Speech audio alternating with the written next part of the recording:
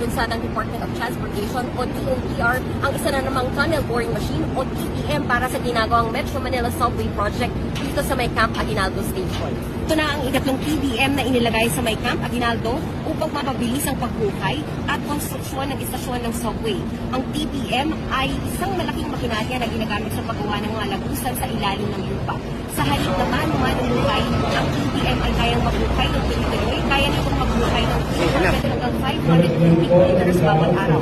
Sa tulong ng rotating cutting wheels, nakakalikha ito ng tunnel na may habang 9 hanggang 12 meters habang tuloy-tuloy ang paghuhukay sa ilalim ng lupa.